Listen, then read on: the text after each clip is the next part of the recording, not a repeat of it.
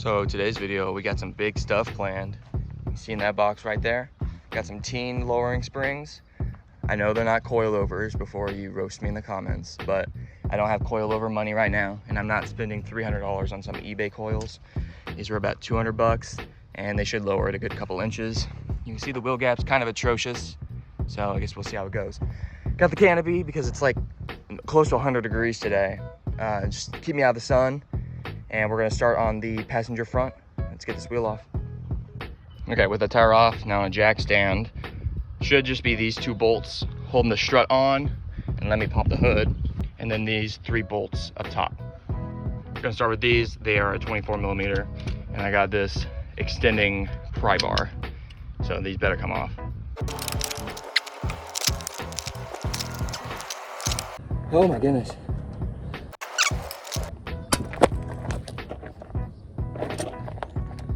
Oh shit.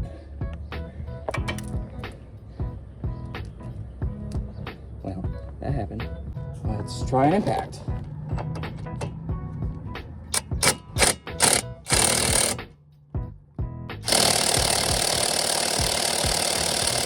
Yeah, so that breaker bar is done for. I got a buddy coming over with a big impact and a big breaker bar, so let's see if I can get that. But right now I'm gonna try to take off the sway bar because I forgot about that. So I totally forgot to record the other side. We were just so busy, but anyway, got this bigger breaker bar, getting these 2 bolts off. Need to make sure to get this off too, because when you take your strut out, it'll totally rip this off. One more thing, sway bar, get that off. Okay, bottom's completely out. You can see it just popped. Now we're just getting these top 3 off. And it should just fall out. That came out. Yeah, it should be okay. Yeah, yes, probably. Oh. Okay, and this is the scary part. Got the whole strut out, and we're gonna put these compressors on either side, and then use this impact to kind of compress the spring. So when we take this nut off, yeah, so you just got to get on there. Okay. We're gonna loosen it. Nope, no. We gotta tighten these more. And now with those tightened, we're gonna get the impact and remove that top nut. If it flies away, it's gonna get tricky, we'll just face. Easy. We're gonna put this new spring on, make sure to line it up. Don't crush my fingers. Make sure to line it up right there on that little rubber. And we're gonna put that piece on. There we go. And then there's one more piece right there. And then if you wanna put some pressure on it. Yep, I'm gonna put some pressure on this and we'll put that nut back on. And then now that's completely tightened. Not torqued, just tightened. And now we're gonna throw that back in. So that's what that looks like. Definitely a lot better. Got the 2 bottom bolts, 3 top bolts, and then that brake line bracket. There we go. Yes. And the tie rods. Now it's time to move the back. I know because of a video I watched, if I pop this up, yeah, they should just be right. We gotta take this little cap out, and then there are these 2 bolts here, and it should be pretty similar down bottom. Oh, it's only 2?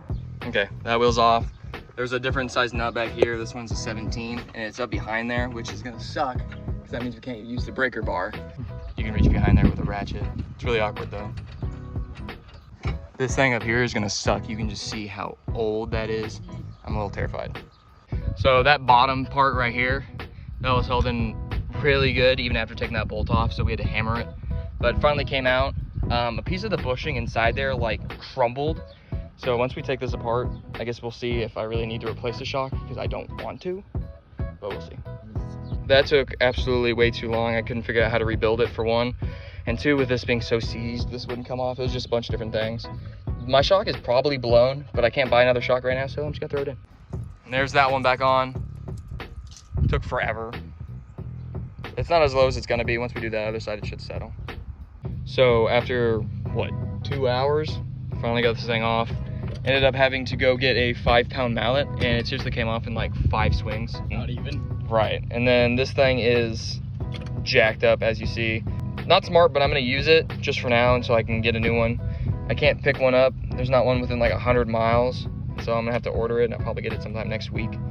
Gonna have to get me through a week, and then maybe next weekend I'll be able to get that replaced. But now let's get that new lowering spring on. Should have been the hard part. Now we just gotta throw it back up there. So finally got all 4 off. That took took forever, mainly just this one. The other 3 were pretty easy, but here's the first official complete reveal. I haven't even seen it, so we're gonna drop this down. It's not too bad. I definitely noticed it in the front more. That is also because the front was a lot more screwed up than the back was.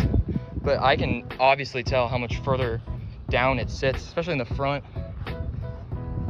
But I think that's pretty good. I'm gonna drive this out of here, clean up my tools, and I'll park on some concrete, and then we'll see how it looks on there. All right, this is what it looks like on some concrete. Looks pretty good. I'll pop up a side by side just so show the before and the after. But looks pretty good. Even with that kind of funny strut, it didn't feel too bad on the way here.